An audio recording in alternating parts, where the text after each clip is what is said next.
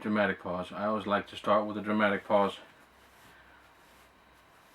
It's not that I think of that. I just don't know what to say when I start. Hey everybody!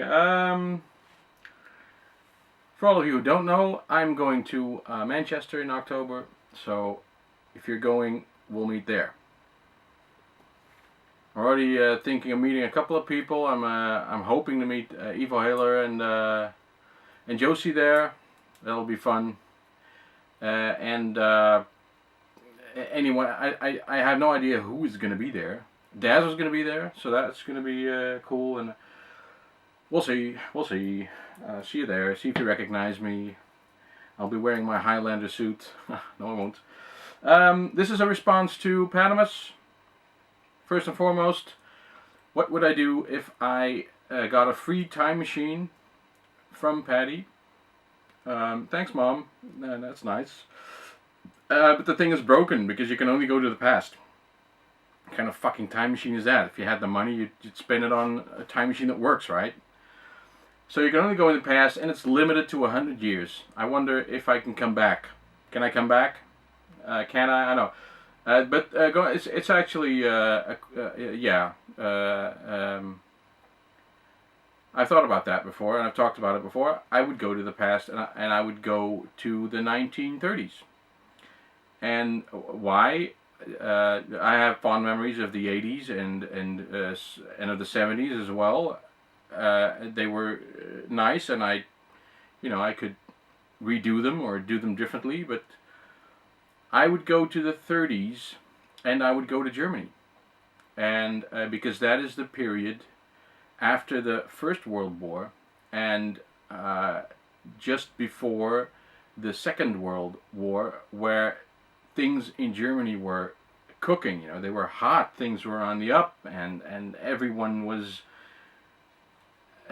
I think that's a period that many people forget because of the things that happened in the Second World War, which weren't that great, and everything that sort of leads up to that big fat wad of evil is sort of destined to be bad as well. But I don't think it is. I think, and sometimes you hear older Germans talk about that, is that the period before, leading up to the Second World War was actually the period where Hitler said, fuck the world, we're going to do what we want, and we're going to build, and we're going to have, we're going to do things that he didn't say at that moment, but I think that was a pretty good time to be in Germany.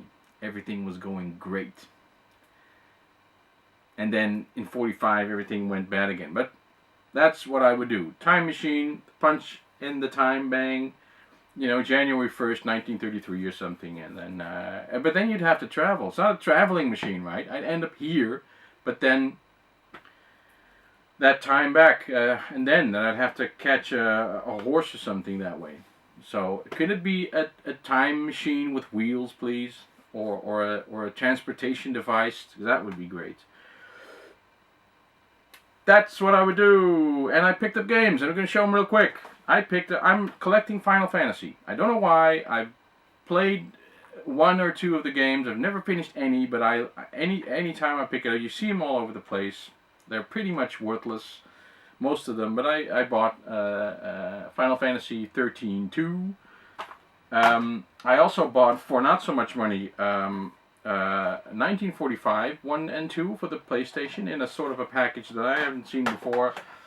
I got some other stuff, and I overpaid, but what the hell. I went to a flea market that I'd never been to before.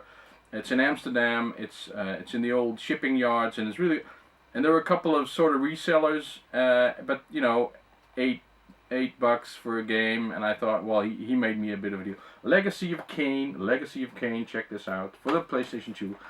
Drakengard for the PlayStation 2, which is a Square Enix game, can't be bad.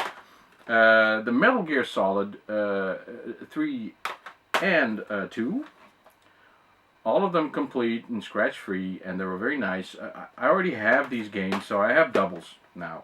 And another Final Fantasy 12. I don't know where I am exactly with the Final Fantasy collecting, but and I'm starting to get doubles. So then I also, and I don't even remember where I got these. Oh, I got them. Oh yeah, I remember. There's a little tiny little thrift store that always has games, and they sell games that belong to other people there. But they always have games. It's a very small place. They all have Medal of Honor, European Assault. I bought this game because I read it, on the back is that it's a sort of a sniper game. And I'm into Sniper Elite right now, so I thought that would be, and it's for the GameCube, which is cool. Then I bought Vex for the Xbox. No idea. It looked nice, why do you buy these games? I don't know.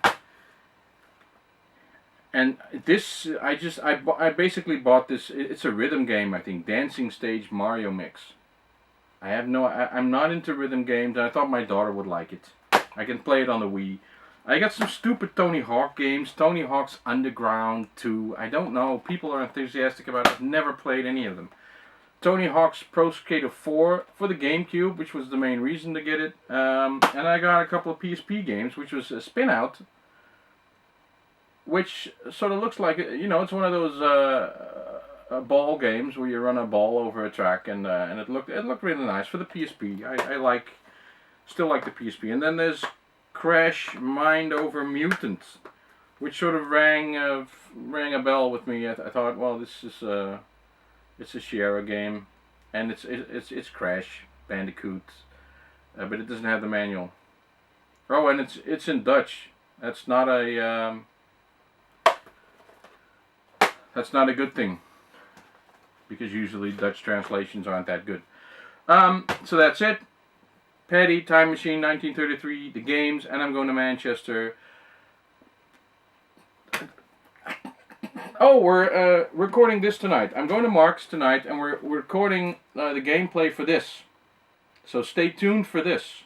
This is a board game. This is on the video pack. I have to bring my own fucking video pack, but that's just to make sure that we have something that runs. We're going to play this with the board game. Mark's wife is going to be the floating camera girl. And we're going to do a gameplay, including the board and the screen. We're not sure how we're going to do it, but we're going to do it. So stay tuned for that.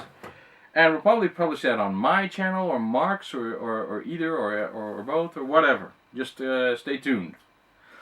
And I will see you next time.